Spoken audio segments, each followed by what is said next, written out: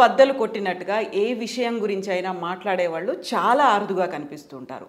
అదే రంగం తమ జీవితం అయినప్పటికీ, అదే రంగాన్ని తమ బ్లడ్గా భావించినప్పటికీ కూడా నిజాలు మాట్లాడడానికి కొంచెం మొహమాట పడుతుంటారు. అయితే ప్రస్తుతం మనతో పాటుగా ఉన్నటువంటి స్పెషల్ గెస్ట్ ఇలాంటి వేటిని పట్టించుకోరు. తనకు తప్పు అనిపిస్తే తప్పు అని చెప్తారు, నిజమైతే కూడా అంతే కుండబద్దలు కొట్టినట్టుగా చెప్తారు. ప్రస్తుతం మనతో పాటుగా ఉన్నారు senior producer and south India film chamber of commerce మాజీ ప్రెసిడెంట్ కాటగడ్డ ప్రసాద్ గారు. సార్ నమస్కారం. నమస్తే అమ్మా. ఎలా ఉన్నారు మీరు? బాగున్నా అమ్మా. చాలా రోజులైంది మీరు ఏబిఎన్ తర్వాత 2-3 ఛానల్స్లో వర్క్ చేస్తున్నప్పటి నుంచి మీ వర్క్ గమనిస్తున్నాను. All the best. బ్రహ్మాండంగా చేస్తున్నారు. Thank you sir. మీ సీనియారిటీ కనపడతా ఉంది. Thank you sir. సార్ నా సీనియారిటీ కంటే కూడా మీ సీనియారిటీ 52 ఏళ్ళు సార్. ఈ ఫిల్మ్ ఇండస్ట్రీలో 52 ఏళ్ల నుంచి దాన్ని ఒక బ్రేక్ తీసుకున్నారా, ఒక ఫుల్ స్టాప్ కాకుండా కామా పెట్టారా, పాజా, రిటైర్మెంట్ అంటారా, ఎలా చూడాలి? మీ దగ్గర నుంచి ఎందుకు సినిమాలు రావట్లేవు? బ్రేక్ లేదు, పాజ్ లేదు, ప్రొడక్షన్ లేదు. కానీ 1971 జూన్ 16 లక్ష్మీ ఫిలిమ్స్లో ఆ రోజుల్లో 150 రూపాయలు క్యాషియర్గా జీతం మొదలయ్యి నాకు నా సినిమా కెరీర్ స్టార్ట్ అయింది. 1971 జూన్ 16. అప్పుడు నేను అప్పుడు సంపూర్ణ రామాయణం నేనే డిస్ట్రిబ్యూట్ చేశాను, కరుణామయుడు నేనే డిస్ట్రిబ్యూట్ చేశాను. అవన్నీ 100 డేస్ ఫంక్షన్లు చేసాం ఆ రోజుల్లో. అట్లాగే అడవిరాముడు, ఎన్టీ రామారావు గారి సినిమాలు, చాలా సినిమాలు మేము డిస్ట్రిబ్యూట్ చేసాం. అలా లక్ష్మీ ఫిలిమ్స్ తర్వాత లక్ష్మీ చిత్ర తర్వాత వసుధా చిత్ర నా ఓన్ కన్సర్న్ లాగా అలా అంచెలంచెలుగా డిస్ట్రిబ్యూటర్గా ఎదుగుతూ వచ్చాను. వచ్చిన తర్వాత డిస్ట్రిబ్యూటర్గా చేస్తూ ఉన్నప్పుడు పెద్ద పెద్ద బ్యానర్లు తీసే పెద్ద పెద్ద సినిమాలు కొన్నానమ్మా. ఆ బ్యానర్లు ఎవరు ఏమిటి ఇప్పుడు మనకు అనవసరం. పెద్ద బ్యానర్లు, ఆ రోజుల్లో ఉన్న పెద్ద బ్యానర్లు అంటే టోటల్ ఆంధ్ర వ్యాపారం పోయి జిల్లాల వారీ వ్యాపారం వచ్చింది. ఆంధ్ర ఇప్పుడు 6 ముక్కలు అయ్యి ఒక్కొక్క జిల్లాకి ఒక్కొక్క డిస్ట్రిబ్యూటర్. నేను అలా కృష్ణా జిల్లాకి రిస్ట్రిక్ట్ అయ్యి విజయవాడ ఉండి కృష్ణా జిల్లా కొంటా ఉండేవాడిని. కొంటమే అప్పుడు ఇక డిస్ట్రిబ్యూషన్ అనేది లేదు. కొని లాభం నష్టం కొనుక్కున్నాడు వాళ్ళ కర్మ. అలా పెద్ద పెద్ద బ్యానర్లు తీసిన సినిమాలు నేను డిస్ట్రిబ్యూట్ చేసి పెద్ద నష్టమే పోయాను. అప్పుడు నా బాల్యమిత్రుడు బలరాం అని, చిన్నప్పటి నుంచి మా ఊరే ఒల్లూరుపాలెం, కృష్ణా జిల్లా విజయవాడ పక్కనే మా ఊరు. ఆ బలరాం అన్నాడు, ఎవరో తీసిన సినిమాలు మనం కొనుక్కోవటం ఎందుకురా, మనమే సినిమాలు తీద్దాం పదా అన్నాడు. మనకి రంగంతో పరిచయం కూడా ఉంది కదా, ఇన్నాళ్ళు నీకు సర్వీస్ ఉంది కదా, నీకు అందరూ తెలుసు కదా, హీరోలు అందరితోనూ నువ్వు ట్రావెల్ అయ్యావు కదా. అప్పట్లో చిరంజీవి గారితో వీళ్ళందరితో ట్రావెల్ అయ్యాను. సుమన్ గారు అప్పుడు టి కృష్ణ గారి సినిమాలు, లక్ష్మీ చిత్రాల్లో ఉండగా నేటి భారతం, దేశంలో దొంగలు పడ్డారు, పోకుడు బాబురావు గారి సినిమాలు, అవన్నీ మేము డిస్ట్రిబ్యూట్ చేసాం. అప్పటి నుంచి అందరూ పరిచయం ఉంది కదా, రాజేంద్ర ప్రసాద్ గారు వీళ్ళందరూ. రాజేంద్ర ప్రసాద్ గారు అయితే ఇప్పుడు కూడా నాకు బావ అంటే బాగుంటారు. గద్దే రాజేంద్ర ప్రసాద్ హీరో, విజయవాడ ఎమ్మెల్యే గద్దే రామ్మోహన్ గారు మాకు వియ్యకుడు, ఇప్పుడు తెలుగుదేశం పార్టీలో ఎమ్మెల్యే. అట్లా ఆయనతో రిలేషన్షిప్ కంటే ఎక్కువ ఫ్రెండ్షిప్ రాజేంద్ర ప్రసాద్ గారితో. అట్లా పరిచయాలు ఉన్నాయి కదా, మనమే సొంత సినిమా చేద్దామంటే సరే. అహనా పెళ్ళంట రిలీజ్ అప్పుడు రామానాయుడు గారి టీం విజయవాడకు వచ్చారు సక్సెస్ మీట్ పెట్టడానికి. జనరల్గా రామానాయుడు గారికి అప్పట్లో అలవాటు విజయవాడ వచ్చి ఆ సినిమా ఫస్ట్ రీల్ తీసుకెళ్ళి కనకదుర్గమ్మ వారి పాదాల దగ్గర పెట్టి సినిమా రిలీజ్ చేసేవారు. ఫస్ట్ తిరుపతి తీసుకెళ్ళేవారు, తర్వాత కనకదుర్గమ్మ వారి పాదాల దగ్గర పెట్టి సినిమా రిలీజ్ చేసేవారు. అట్లా ఆయన విజయవాడ వచ్చారు. సినిమా మంచి సక్సెస్ మీటు. ఆంధ్రజ్యోతిలో ఇప్పుడు ఓంకార్ అని ఉండేవాడమ్మా, ఆయన రిపోర్టరు కమ్ యాంకర్గా చేస్తూ ఉండేవాడు. అప్పట్లో విజయవాడలో ఏ ప్రెస్ మీట్లు జరిగినా మంచి ప్రాస పలుకుతూ కొంచెం చెమ్మక్కులు కొడతా, తెలుగు భాష మంచి పట్టుండి మంచి వొకాబులరీ. ఆయనతో నాకు జర్నలిస్ట్గా పరిచయం, నాతో బాగా క్లోజ్గా ఉండేవాడు. సరే, ఎప్పుడైతే బలరాం ఇట్లా అన్నాడో, జంజాల్ గారు రాజేంద్ర ప్రసాద్ గారు విజయవాడ వచ్చినప్పుడు నేను వాళ్ళిద్దరిని కలిసి, నేను ప్రొడక్షన్కి వద్దాం అనుకుంటున్నాను, మీరు కనుక సినిమా చేస్తామంటే నేను రెడీ అని చెప్తే ఓకే దాని ఉంది చేద్దామన్నారు.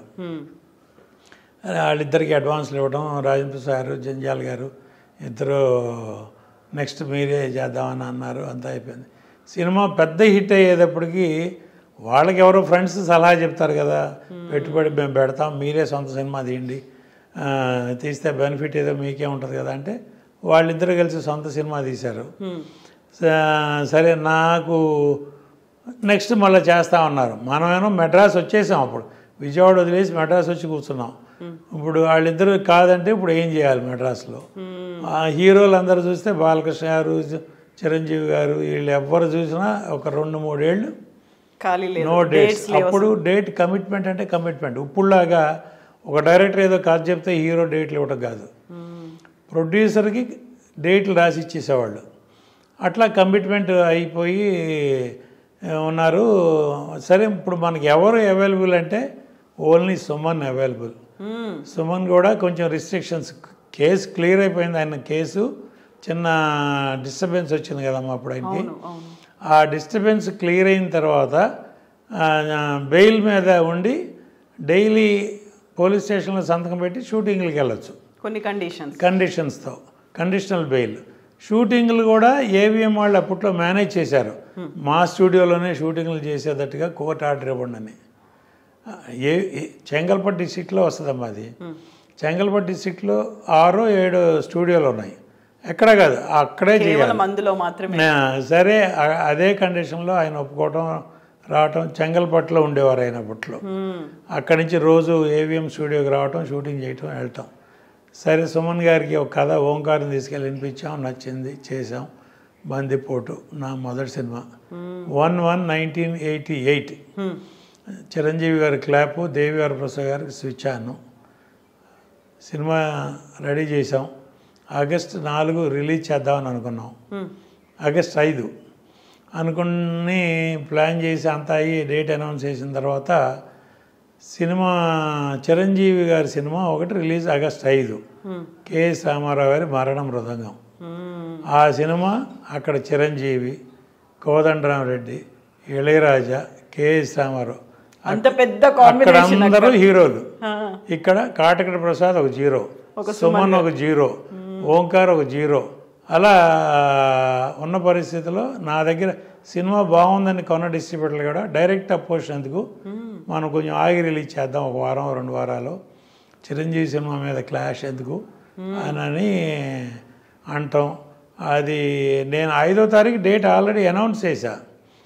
తర్వాత వాళ్ళు 4వ తారీఖు అనౌన్స్ చేశారు ఆగస్టు నెలలో, 1988 ఆగస్టు. సరే ఏం చేద్దాం అని మంచి డైలమాలో ఉన్నప్పుడు ఆ సినిమా రిలీజ్ అవ్వటం, యావరేజ్ స్టాక్ రావటం. డిస్ట్రిబ్యూటర్లే మళ్ళీ ఫోన్ చేసి సినిమా యావరేజ్ స్టాక్ వచ్చింది, మన సినిమా బాగుంది కదా, ధైర్యంగా వెళ్దాం, చేసేయండి అన్నారు. ప్రింట్లు కూడా తీసి రెడీగా ఉన్నాయి. అప్పుడు అన్ని ప్రింట్లు లారీల్లో, బస్సుల్లో వేసి పంపడమే, ట్రైన్లలో రెడీగా ఉన్నాయి. సరే 5 రిలీజ్ చేసాం. మంచి సక్సెస్, బాగుంది, శుభారంభం. అప్పుడు శుభారంభం, ఫస్ట్ సినిమా బాగుంది అనుకున్నాం.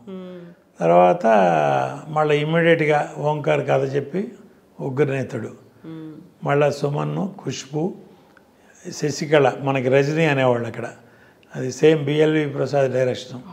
నా టీం ఏంటంటే అమ్మ Rajkoti music, Muraliramaiah editors, costumes Sai, makeup Manmadharao, అట్లా మొత్తం నా టీం ప్రొడ్యూసర్ కాటగడ్డ ప్రసాద్ గారు, హీరో సుమన్ గారు, అంతేనా? అంతే, హీరో సుమన్. ఒక హీరోయిన్లు మారేవాళ్ళు, డెఫినెట్గా మారేవాళ్ళు. డైరెక్టరు కథను బట్టి దానికి సూటబుల్ డైరెక్టరు ఎట్లా ఎవరైతే వాళ్ళు, అట్లా రిపీట్ అయిన డైరెక్టర్లు కూడా ఉన్నారు. బిఎల్వి ప్రసాద్ నాకు ఫస్ట్ 3 సినిమాలు వరుసనే చేశారు. అట్లాగే శరత్ 3 సినిమాలు చేశాడు, సాగర్ 2 సినిమాలు చేశాడు, అట్లా ఉన్నాయి. సరే మళ్ళా కథ చెప్పడం, ఖుష్బు, శశికళ, రజనీ హీరోయిన్, ఉగ్రనేతుడు అని చెప్పాం. అంటే మా ఆశ ఏంటంటే సుమన్ గారిది క్లియర్ అయిపోయింది. ఎనీ మూమెంట్ ఈ రిస్ట్రిక్షన్స్ కూడా క్లియర్ అవుతాయి. ఆయన ఎక్కడికైనా వెళ్ళిపోవచ్చు, ఎక్కడైనా షూటింగ్ చేయొచ్చు, విదేశాలకు వెళ్ళొచ్చు అనే ఉద్దేశంతో ఆ సినిమా మొదలుపెట్టాం. బందిపోటప్పుడే ఆ ఫీలింగ్లో మొదలుపెట్టాం. సినిమా అయ్యేదాకా ఆయనకి రిలీఫ్ రాలా.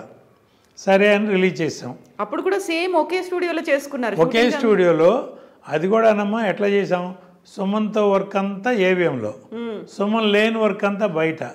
ఒక చేజ్ తీసేవాళ్ళం కాదమ్మా. ఏవిఎంలో రోడ్ల మీద క్లోజప్లు సుమన్ గారితో తీసేవాళ్ళం, బీచ్ రోడ్లోనూ అక్కడ లాంగ్ షాట్లు చేసి అట్లా మ్యాచ్ చేసేవాళ్ళం.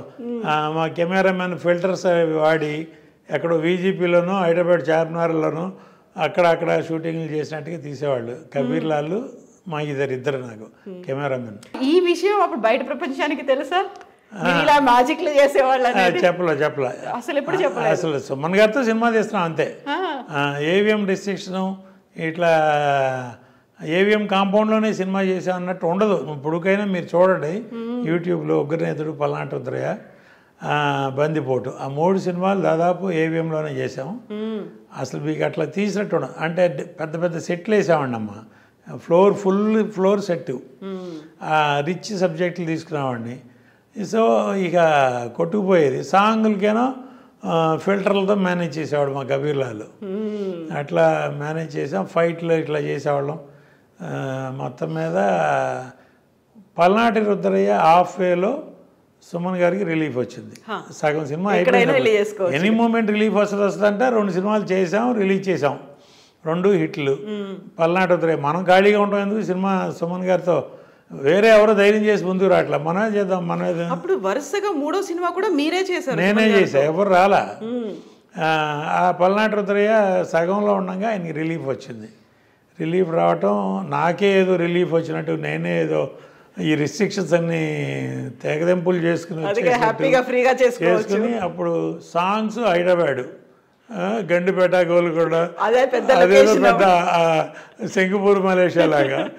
ఫైట్ పాండిచేరి, ఆ ఎర్రకొండల్లో వెళ్ళి గుర్రాలు తీసుకెళ్ళి ఒక 50 గుర్రాలు హడావిడి క్లైమాక్స్ అక్కడ. నెల్లూరు నడి రోడ్డు మీదమ్మ గాంధీ విగ్రహం దగ్గర స్ట్రీట్ ఫైటు, ప్రబల్తో 2 గ్రూపులు వచ్చి క్లాష్, ఒక చోట జాయిన్ అయ్యి క్లాష్ ఫైటు. సుమన్, కన్నడ ప్రభాకర్, విజయశాంతి, ఇంతమంది ఆర్టిస్టులను పెట్టుకుని నెల్లూరు హైవే మీద పెడితే నాకు అప్పుడు ఆనం రామనారాయణ గారు, ఇప్పుడు మంత్రి గారు, ఆయన నాకు దగ్గరుండి ట్రాఫిక్ డైవర్ట్ చేసి బైపాస్ మీద నాకు ఆ రోడ్డు వదిలేసి 3 రోజులు కంటిన్యూస్ నాకు హైవే మీద షూటింగ్ ఇచ్చారు.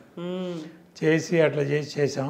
అట్లా ఒక ఫైట్కి ఒక చోట, ఒక ఫైట్కి ఒక చోట, సాంగ్స్కి హైదరాబాదు, 2 సినిమాలకు కానీ 3వసారి ముచ్చటగా అన్నీ చేసి మొత్తం చేసాం. అది సక్సెస్. హ్యాట్రిక్ ఫంక్షన్ ఇక్కడే తాజ్లో 3 సినిమాలు కలిపి 100 days ఫంక్షన్ చేసాం. ఎంఎస్ రెడ్డి గారు, కృష్ణరాజు గారు వీళ్ళందరూ చీఫ్ గెస్ట్లుగా వచ్చి నాకు బాగా అట్లా. సుమన్ గారితోనే 12 సినిమాలు ఏంటి, ఒక్క హీరో 11 సినిమాలు. అంటే నాకు నేను బ్యాడ్ టైం డిస్ట్రిబ్యూటర్గా దెబ్బతిని ప్రొడక్షన్కి వచ్చా. కొంత రాజేంద్ర ప్రసాద్ గారు, జంజాల్ గారు నాకు చేయకపోవటానికి కూడా కారణం, ఎవరన్నా కాటక ప్రసాద్ దెబ్బతిని ఉన్నాడు, మీ సినిమా ఏమైనా మధ్యలో అయిపోతే ఏమైనా ఇబ్బంది వస్తుందని నా మీద నెగిటివ్గా కూడా ఎవరైనా చెప్పుండొచ్చు. అదే ఇప్పుడు ఎవరి జాగ్రత్త వాళ్ళు పట్టడంలో తప్పులేదు కదమ్మా. అని వాళ్ళు నాకు చేయనప్పుడు నాకు కూడా ఎవరున్నారంటే నాకు సుమన్నే దొరికాడు. నాకు కాంపౌండ్ హీరోలాగా సుమన్ దొరికాడు. సుమన్తో అన్నపూర్ణ సినీ చిత్ర బ్యానర్లో సినిమాలు చేశాక ఆ బ్యానరే ఆయనకి డెడికేట్ చేశారు. సుమన్ లేని సినిమాలన్నీ నాగేశ్వరతో తీసినాయి కానీ, నరేష్తో తీసినాయి కానీ, అవన్నీ అనుపమ ప్రొడక్షన్స్ అని, ప్రసాద్ ఆర్ట్ ప్రొడక్షన్స్ అని తీసేవాడిని.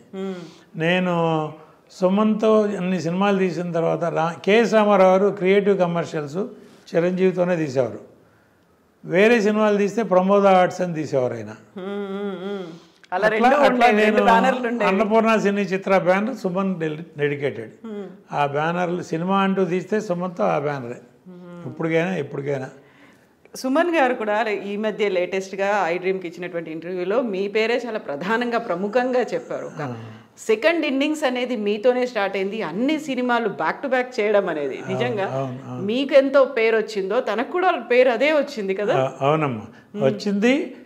ఇప్పుడు పల్నాటి రుద్రయ్య సక్సెస్ తర్వాత ఇక పడిపోయారు.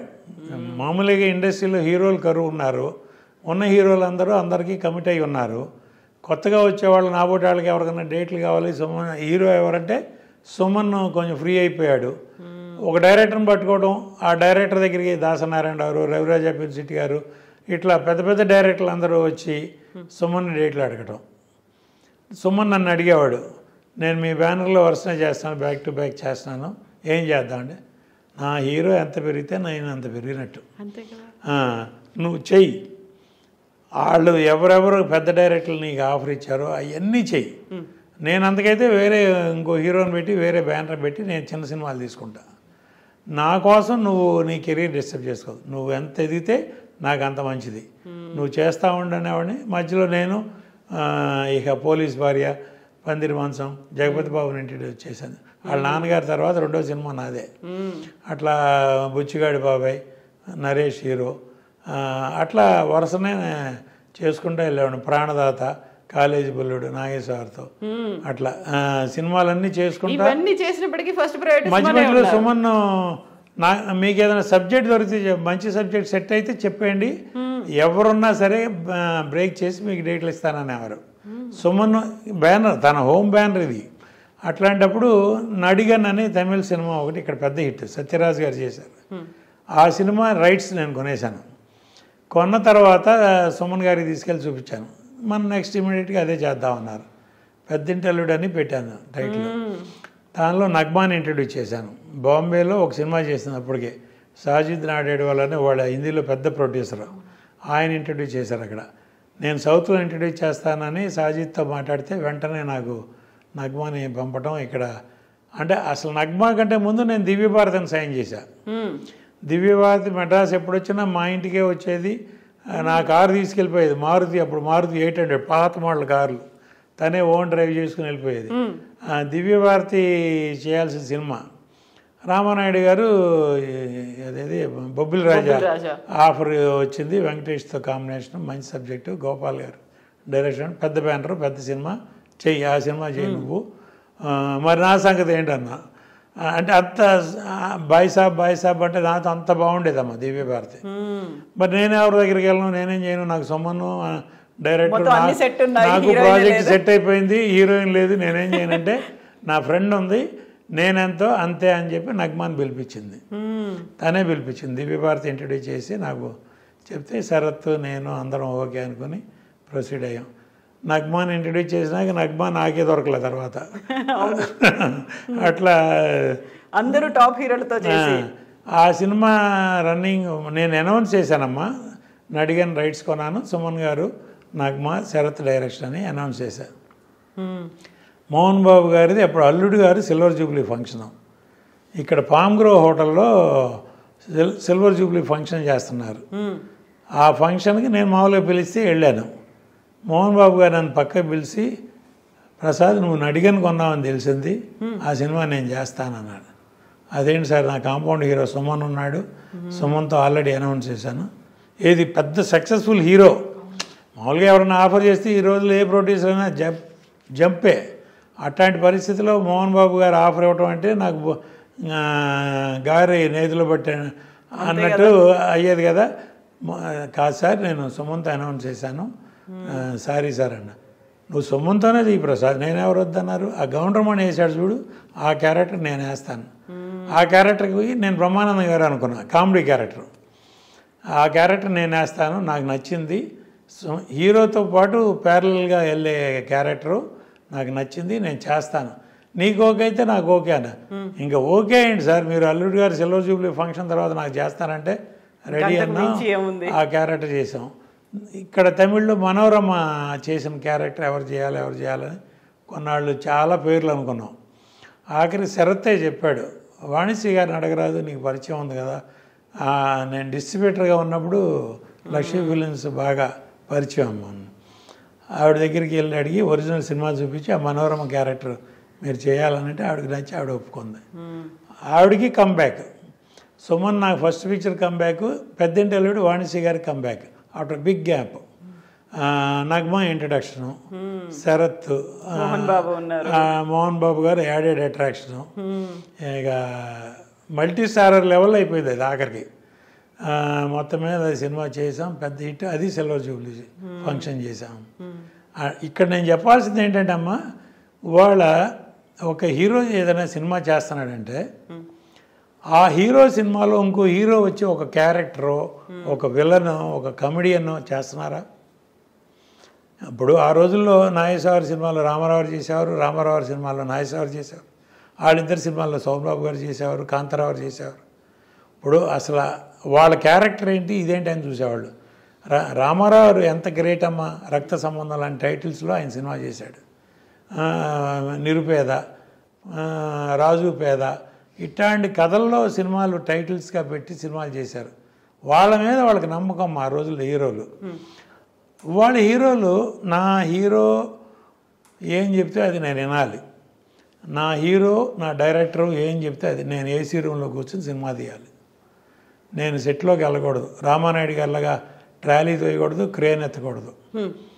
అటువంటి పరిస్థితిలో వాళ్ళ నిర్మాణ రంగం ఉంది. ప్రొడ్యూసర్ అంటే కేవలం ప్రొడ్యూసర్ డబ్బు పెడితే చాలు, మీ మేనేజర్కి సూట్ కేసు ఇచ్చి పంపండి, మేము సినిమా తీసి ఫస్ట్ కాపీ చూపిస్తాం. అంటే సార్ ఇక్కడ ఒక చిన్నది ఏంటంటే 24 క్రాఫ్ట్స్ అనేది చూసుకోవడానికి, లేకుంటే అది వాటి మీద పట్టు అనేది, ఎక్కడ ఎవరెవరు సూట్ అవుతారు, దేనికి ఏది బాగా పండాలి, ఇవన్నీ చూసుకునేది ఒక కెప్టెన్ లాంటి డైరెక్టర్ కదా, డైరెక్టర్కి వదిలేస్తే అయిపోతుంది. అలా ఇప్పుడు నేను చేసే రోజుల్లో నేనే కాదమ్మా, నా ముందు తరం కానీ నా బ్యాచ్లో ప్రొడ్యూసర్లు కానీ ముందు సబ్జెక్ట్ ఫైనలైజ్ చేసుకునేవాళ్ళం, దాని తగ్గట్టు డైరెక్టరు, దానికి తగ్గట్టు క్యాస్టింగ్, సినిమా తీసేవాళ్ళం. అప్పుడు నేను సగం పెడితే నా డిస్ట్రిబ్యూటర్లు సగం పెట్టేవాళ్ళు. డిస్ట్రిబ్యూటర్లు అండర్ ప్రొడక్షన్లోనే కమిట్ అయ్యేవాళ్ళు, అడ్వాన్స్ ఇచ్చేవాళ్ళు. వాళ్ళకి షెడ్యూల్కి రష్ చేసి చూపించేవాళ్ళం. మేము మీరు ఇచ్చిన డబ్బుతో మేము ఈ సినిమా తీసాం, ఇంత లెంత్ వచ్చింది, ఇదిగో సినిమా అని డిస్ట్రిబ్యూటర్లకి రష్ చేసి చూపించేవాళ్ళం అమ్మ. అది పాత తరం నుంచే నవైగా ఫిలిమ్స్, అన్నపూర్ణ ఫిలిమ్స్, లక్ష్మీ చిత్ర ఇవన్నీ ఉన్నప్పుడే రామానాయుడు గారు కూడా డిస్ట్రిబ్యూటర్కి సినిమా వేసి చూపించిన రోజులు ఉన్నాయి. రష్, అది ఫస్ట్ కాపీ కూడా కాదు, షెడ్యూల్ వైజ్ రష్ చూపించి తర్వాత ఇన్ని రోజులు షూటింగ్ ఉంటుంది, మాకు ఇంత పెట్టుబడి అవసరం, డైరెక్టర్ ప్రొడ్యూసర్ కూర్చొని బడ్జెట్ వేసుకుని దాని తగ్గట్టు నేను ఇంత పెడతాను, మీరు ఇంత పెట్టండి అని డిస్ట్రిబ్యూటర్ పెట్టిన డబ్బు ఇంకెక్కడ వేస్ట్ పోవట్లేదు అని వాళ్ళకి నమ్మకం క్రియేట్ చేయటం. డిస్ట్రిబ్యూటర్కి ఇప్పుడు వాళ్ళు ఇచ్చిన డబ్బు నేను తీసుకుని ఏదో చార్మినార్ కొనుక్కున్నాను అనుకోకూడదుగా. అట్లా ఆ నమ్మకం క్రియేట్ చేయడానికి మరి వచ్చింది నా ముందు నేను పెట్టిన రూల్ ఏం కాదు అది, నేను అంతకుముందు ఉన్న రూలే నేను ఫాలో అయ్యా. షెడ్యూల్కి రష్ చూపించేవాళ్ళం. సినిమా అంతా అయిపోయినాక 8 లెంత్ ఎంత లెంత్ వచ్చిందో before re recording Raj Koti, ఎడిటర్సు, director, మేము, హీరో అందరం కూర్చొని రష్ చూసేవాళ్ళం. ఫుల్ డబుల్ పాజిటివ్ చూసేవాళ్ళం. సినిమా చూసి ఏమైనా యాడ్ చేయాలా, రీషూట్ చేయాలా, లేకపోతే ఏదైనా ట్రిమ్ చేయాలా, ఆ స్టేజ్లోనే ట్రిమ్మింగ్ అయిపోయేది. అయిన తర్వాత రీ రికార్డింగ్కి వెళ్ళేవాళ్ళం. ఆ తర్వాత ఎఫెక్ట్స్ ఫస్ట్ కాపీ. వాడు అసలు డైరెక్టర్ ఏం చేస్తున్నాడో, ఏం తీస్తున్నాడో, ఎక్కడ తీస్తున్నాడో, ఆ సినిమా ప్రొడక్షన్ ఎగ్జిక్యూటివ్ ఈపీ అంటారు ఇప్పుడు కొత్తగా.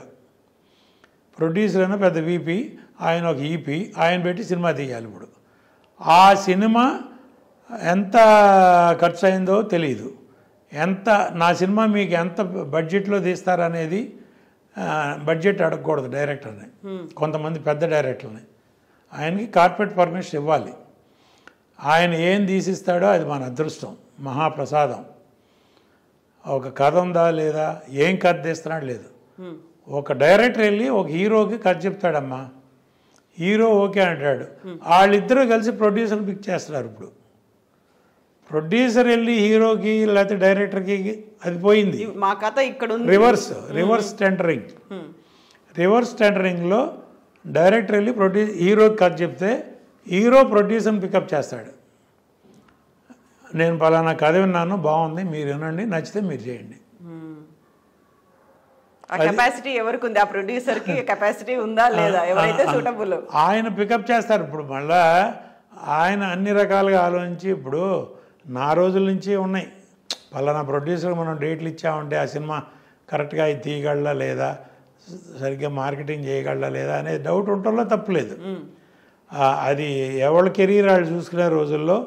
కానీ వాళ్ళు పిక్ చేయటమే ముందు ప్రొడ్యూసర్ని, పలానా ప్రొడ్యూసరు ఆహా పర్వాలా, ఈయనకి ఒక 5 కోట్లు 10 కోట్లు లాస్ వచ్చినా తట్టుకోగలడు అటువంటి వాళ్ళని పెడుతున్నారు.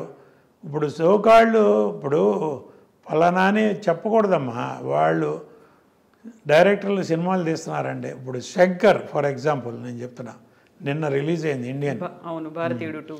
ఆ రిపోర్ట్ ఏంటో నాకు తెలుసు. నేను సౌత్ ఇండియన్ ఫిలిం ఛాంబర్లో ప్రెసిడెంట్గా ఉన్నప్పుడు లైకా ప్రొడక్షన్స్ వాళ్ళు ఆ శంకర్ మీద కంప్లైంట్ పెట్టారు. ఇది ఒక బడ్జెట్ మాకు రిటర్న్గా అగ్రిమెంట్ ఇచ్చి అనుకున్న బడ్జెట్ ఖర్చు అయిపోయింది, సినిమా 70% కూడా అవ్వలేదు, ఇంకా కంప్లీట్ చేయాలంటే నాకు కార్పొరేట్ పర్మిషన్ ఇస్తే కానీ నెక్స్ట్ షూటింగ్ ప్లాన్ చేయను అని కండిషన్ పెడితే ఆ ప్రొడ్యూసర్ లండన్ సుభాస్కర్ నాకు ఫోన్ చేసి ఇట్లా ఉంది ఏం చేయాలంటే మరి ఏం చేయమంటారన్న, మేము కంప్లైంట్ పంపిస్తాం మీరు టేకప్ చేయండి అన్నారు. చేశాను, వాళ్ళని పిలిపించాం, మాట్లాడాం. తర్వాత వాళ్ళు మళ్ళీ డైరెక్టర్తో గొడవ ఎందుకులే అని కాంప్రమైజ్ అయ్యి ఏదో ఒక బడ్జెట్ అనుకుని కంప్లీట్ చేసి ఆ అనుకున్న బడ్జెట్లో కూడా అవలా. తర్వాత 236 కోట్లు అగ్రిమెంటు, 230 తర్వాత ఇంకొక 150 కోట్లు ఎక్స్ట్రా ఇచ్చేదట్టు ఆ సినిమా కంప్లీట్ చేయడానికి. అది కూడా అయిన తర్వాత ఇప్పుడు 600 దాకా అయిందని అంటున్నారు. అది అంతవరకు నిజం, ఆ పెట్టిన నిర్మాతకు తెలియాలి, తీసిన దర్శకుడికి తెలియాలి. అలాంటి సినిమా 6 ఏళ్ళు పట్టిందమ్మా. 6 సంవత్సరాలు సినిమా మొదలుపెట్టిన కాడి నుంచి లైకా ప్రొడక్షన్స్ కాబట్టి వాళ్ళు ఏదో లండన్ నుంచి డబ్బులు పంపిస్తున్నారు, ఇక్కడ ఎవరో ఎగ్జిక్యూటివ్ ప్రొడ్యూసర్లు సినిమా తీస్తున్నారు, శంకర్ ఇష్టం వచ్చినట్టు తీస్తున్నాడు. తీస్తూ ఉంటే కంప్లీట్ మధ్యలో పాండమిక్ వచ్చింది. అఫ్కోర్స్ ఒక 2 ఇయర్స్ పోయింది. ఆ టైంలోనే ఈ కంప్లైంట్ ఇదంతా వచ్చింది. తర్వాత అప్పటికి ఆ పాండమిక్లో ఆ సినిమాలో యాక్ట్ చేసిన 5 ఆర్టిస్టులు చనిపోయారు, ఇంక్లూడింగ్ వివేక్. మెయిన్ క్యారెక్టర్ వేసే వివేక్తో సహా చనిపోయారు, 5 చనిపోయారు పాండమిక్లో. అది మార్చి ఇది మార్చి కథ మార్చి మళ్ళీ ఎట్టాగొట్టా కంప్లీట్ చేసి బయట. నేను ఆ రోజున వాళ్ళకి లైకా ప్రొడక్షన్స్కి ఒకే ఒక సలహా చెప్పా, ఇప్పుడు వరకు మీరు 236 కోట్లు పెట్టామన్నారు, ఇది పోయింది అనుకోండి, మీరు ఫర్దర్గా పెట్టే ప్రతి రూపాయి లాసే వస్తుంది, జాగ్రత్త అన్న. నేను అంత వారం చేశాను, వాళ్ళని కావాలంటే అడగండి. చేస్తే కాదు సార్ మాకు ప్రెస్టేజ్ ఆగిపోతే సినిమా బాగోదు, కమల్ హాసన్ గారి సినిమా ప్లస్ మా బ్యానర్కి ఇమేజ్ అది ఇదంటే సరే మీ ఇష్టం. కార్పొరేట్ పర్మిషన్ ఇచ్చారు, సినిమా తీశారు, ఇది పరిస్థితి. అది ఇంకా దానికి ఇండియన్ 3 ఒకటి వస్తుంది మళ్ళీ, మీరందరూ కాసుకోండి. రీజన్ ఏమై ఉంటుంది అనుకుంటున్నారు మీరు? కథా కాకరకాయ లేదమ్మా. ఇప్పుడు అమ్మ మనం ఒక కథ అనుకుంటాం, కథకు తగ్గట్టు డైరెక్టర్ అనుకుంటాం, దానికి తగ్గట్టు ఆర్టిస్టులు అనుకుంటాం, వాళ్ళు మన కంట్రోల్లో ఉంటారు. నేను సినిమా తీసే రోజుల్లో అమ్మ నా కథ మొత్తం డైలాగ్ వర్షన్తో సహా రెడీ అవ్వాలి. స్క్రిప్ట్ రీడింగ్ 2-3 సార్లు చేసేవాడిని. ఒక సినిమా చేస్తానే ఇంకో సినిమా పని చూసేవాడిని నేను. స్క్రిప్ట్ రీడింగ్ చూసుకుని లెంత్ చూసుకుని దీనికి కాస్ట్యూమ్స్, క్యారెక్టర్లు, ఆర్టిస్టులు ఎవరు, దానికి ఆర్టిస్టులకు కావాల్సిన కాస్ట్యూమ్స్ అసిస్టెంట్ డైరెక్టర్ని అడిగి ఎన్ని చేంజెస్ వస్తాయి, ఎంత కాస్ట్యూమ్స్ కావాలి, ఏం కావాలి, ఫుల్ పిక్చర్కి సరిపడే కాస్ట్యూమ్స్ రెడీగా ఉన్నాయి, ఫుల్ పిక్చర్కి సరిపడే ప్రాప్స్ రెడీగా ఉన్నాయి, అన్నీ రెడీ చేసి వాళ్ళ పొరపాటున ఒక ఆర్టిస్ట్ రాలేదు ఏదో హెల్త్ ఇష్యూలో, ఆల్టర్నేటివ్ నా షూటింగ్ ఆగేది కాదమ్మా. ఆల్టర్నేటివ్ ఏంటి, పలానా పని ఇదే ఆర్టిస్టులతో వేరే సీను, దానికి తగ్గట్టు కాస్ట్యూమ్ లేవు, ప్రాప్స్ లేవు అని అనకుండా మొత్తం రెడీగా పెట్టేవాడిని. అన్నీ ప్రీ ప్లాన్డ్గా పెడితే 32 నుంచి 35 రోజులమ్మా నేను పర్ సినిమా, అంతకంటే ఎక్కువ షూటింగ్లు చేయలే. దానవీర సూరకర్ణ ఎన్టీ రామారావు గారు 3 వేషాలు, ఒకే ఫ్రేమ్లో 3 రామారావు గారు కనబడతారు, 3 వేషాలు, ఆయన డైరెక్టరు, ఆయనే ప్రొడ్యూసరు, అన్ని బాధ్యతలతో 45 రోజుల్లో ఆ సినిమా కంప్లీట్ చేశారు. With so much in camera work, graphics లేవు ఆ రోజుల్లో. మిచెల్ కెమెరాలో 3 రామారావు గారు ఫ్రేమ్లో ఒకేసారి కనపడేవాళ్ళు. ఆ సినిమా 45 రోజుల్లో రామారావు గారు చేశారు. ఒక డెడికేషన్ అమ్మ. అదే ఇవాళ 6 సంవత్సరాలు కాదు 10 సంవత్సరాలు ఇవ్వండి ఎవరైనా తీయమని చూద్దాం, ఇంపాసిబుల్ అనమాట. వాళ్ళ అంటే ఒక రకంగా మాట్లాడితే టెక్నికల్గా పెరిగిపోయింది, ఇండస్ట్రీ పెరిగిపోయింది, టెక్నాలజీ పెరిగిపోయింది, మీ కథలు పెరగలేదు కదమ్మా. అమ్మే, నాన్నే కదా, మీకు అయ్యే కథలు కదా. ఎట్టా చెప్తారో ద వే ఆఫ్ టెల్లింగ్. మీరు 100 కోట్లు రిస్క్ చేసి ఆ 100 వస్తాయా రావా అని భయపడే బదులు 10 కోట్లు 10 సినిమాలు తీయండి, 10లో 5 సినిమాలు పోయినా 5 సినిమాలు మనం కాపాడతాయి. ఇట్లాంటి ఒక్క సినిమా పోతే మన గతేమాను. లైకా వాళ్ళు కాబట్టి తట్టుకున్నారమ్మా, అదే ఇంకొకటైతే. ఈ మధ్య కాలంలో హైదరాబాద్కి సంబంధించి చిన్న చిత్రాలు లేవు, సింగిల్ స్క్రీన్స్లో మేము ఏం ప్రదర్శించుకోవట్లో తెలియట్లేదు, అందుకని మేము కొన్ని రోజులు బంద్ ఇస్తున్నాము, సింగిల్ స్క్రీన్ థియేటర్లు కొన్ని రోజులు పనిచేయవు అన్నారు. ఇదే రీజన్ కదా? ఇదే రీజన్, అదే చెప్తున్నానమ్మా. ఇప్పుడు పెద్ద పెద్ద సినిమాలు డిస్ట్రిబ్యూటర్లు కూడా కొంటలేదని చెప్పి అంటారు. చిన్న సినిమాలు ఇప్పుడు తమిళ్ మలయాళంలో చిన్న సినిమాలమ్మా 10 కోట్లలో తీసిన సినిమా 200 కోట్లు కలెక్ట్ చేస్తాను. ఆ మాత్రం తెలివితేటలు క్రియేటర్స్ మన దగ్గర లేరా? ఒకే డైరెక్టర్లో ఒక 10 మంది డైరెక్టర్ల మీదే పడాలా మనం? ఎవరికి ఒక హిట్ వస్తే ఆడ వెనకాల 10 మంది పడతారు. ఆడ అంతకుముందు ఒక ఫ్లాప్ తీసి ఉండొచ్చు, 2 ఫ్లాపులు తీసి ఉండొచ్చు. ఒక హిట్ రాగానే 10 మంది ప్రొడ్యూసర్లు వెళ్తారు. ఒక హీరోకి ఒక హిట్ రాగానే 10 మంది బాబు అందరూ బాబులే. ఇప్పుడు ఎక్కడి నుంచి ఎవరు డబ్బులు? ఎగ్జిబిటర్ థియేటర్ ఫీడింగ్ కోసం అడ్వాన్స్ ఇస్తాడమ్మా. వీళ్ళందరి దగ్గర అడ్వాన్స్లు తీసుకెళ్ళి డిస్ట్రిబ్యూటర్ ప్రొడ్యూసర్కి ఇస్తాడమ్మా. ప్రొడ్యూసర్ తీసుకెళ్ళి హీరోకి, ప్రొడ్యూసర్కి, ఆర్టిస్టులకి, టెక్నీషియన్స్కి ఇస్తాడు. అల్టిమేట్గా బెనిఫిట్ పొందేది వాళ్ళు, నష్టపోయేది వీళ్ళు, ప్రొడ్యూసర్, డిస్ట్రిబ్యూటర్, ఎగ్జిబిటర్. అట్లా ఎంతకాలం భరిస్తారు? వాళ్ళు సినిమా రిలీజ్ చేయాలంటే ఎగ్జిబిటర్లు అడ్వాన్స్ ఇచ్చే పొజిషన్లో లేరు. ఎంత అడ్వాన్స్ ఇవ్వాలంటే నాకు 500 కోట్లు అయింది కాస్టు, దాని మీద 600 కోట్లకి నేను అమ్ముతాను సినిమా, 600 కోట్లలో అడ్వాన్స్ కావాలి. ఆ కొనుక్కున్న వాళ్ళు ఏదో ఎక్స్ట్రా వేసుకుని వాళ్ళు అడుగుతారు, ఇస్తే బ్లాక్ అయిపోతుంది. ఆ ఎగ్జిబిటరు, డిస్ట్రిబ్యూటరు మళ్ళీ ఇంకో సినిమాకి వెళ్ళే పరిస్థితి లేదు. ఆ ప్రొడ్యూసర్ దగ్గర, డిస్ట్రిబ్యూటర్ దగ్గర రికవరీ లేదు. అందరూ లాస్ పోయారుగా. ఎక్కడికి వెళ్ళింది ఈ మూటలన్నీ అంటే ఒక చోటకి వెళ్ళినాయి, 2 చోట్లకి వెళ్ళినాయి. అట్లా సక్సెస్ రేట్ ఎంతమ్మా? Maximum 5 to 7%. సంవత్సరానికి 200 సినిమాలు వస్తే 14-15 సినిమాల కంటే హిట్లు చూపిండి. ఎవరిదన్నా కానీ, ఏ హీరోలు ఎవరిదన్నా కానీ 200 సినిమాలు వస్తాయి, చిన్న పెద్ద అన్నీ కలిపి. వాటిలో ఇండస్ట్రీని పోషించే చిన్న నిర్మాతలేగా. పెద్ద హీరోల సినిమాలు ఎన్ని వస్తాయి? ఒక హీరో సంవత్సరానికి ఒక సినిమా చేస్తాడు. 20 మంది హీరోలు ఉన్నారు, 20 సినిమాలు. మిగతా 180 సినిమాలు ఎవరు? చిన్న సినిమాలు, చిన్న నిర్మాతలేగా. వాళ్ళు ఏదో కథలు నమ్ముకునో, డైరెక్టర్ నమ్ముకునో, ఏదో సినిమా ప్యాషనో వస్తారమ్మా. వాళ్ళని మనం ఎంకరేజ్ చేయాలా వద్దా? ఎంకరేజ్ చేయకుండా చిన్న సినిమాలకి థియేటర్లు ఇవ్వకుండా లీజు, ఇప్పుడు 1 లక్ష రూపాయలకి లీజుకి తీసుకుని 2 లక్షలకి ఛార్జ్ చేస్తారు డిస్ట్రిబ్యూటర్కి. ఎవరు ఏంటని కాదు, ఇండస్ట్రీ అదేమంటే థియేటర్ రన్నింగ్ లాస్ వస్తుంది, ఆ లాస్ కవర్ చేయాలంటే సినిమా ఉన్నప్పుడు ఎక్స్ట్రా వేసి కవర్ చేసుకోవాలి. వాళ్ళ ఆర్గ్యుమెంట్ వాళ్ళదే, వాళ్ళే తప్పట్టం. అసలు రెంటల్ సిస్టమ్ రావటమే దరిద్రం. ఈ రోజుకి మలయాళంలో పర్సంటేజ్ సిస్టమే, పీవీఆర్ మాల్స్ అన్నీ పర్సంటేజ్ సిస్టమే. ఆ సిస్టమ్ మిగతా థియేటర్లన్నీ ఎందుకు రావు? ఎంతన్నా రాని, సినిమా హిట్ అయితే ఒక రకం రెవెన్యూ వస్తుంది, ఫ్లాప్ అయితే ఒక రకం రెవెన్యూ. 100 రూపాయలు వస్తే 50 రూపాయలు తీసుకుందాం. ఆ 50 రూపాయలనే నేను బతికానో లేదో నా తిప్పలో, మీరు బతికారో లేదో మీ తిప్పలో. అసలు ఆ 100 రూపాయలు నేనే రెంట్ లాగా తీసుకుంటాను, మీకు 100 రూపాయలు, మీకు 10 పైసలు కూడా ఎవరంటే అక్కడే కదా డిస్ట్రిబ్యూటర్లు, ప్రొడ్యూసర్లు దెబ్బతినేది. 200 సినిమాలు వస్తున్న రోజుల్లో 180 సినిమాలు ఫ్లాప్ అంటే ఊహించండి అమ్మ.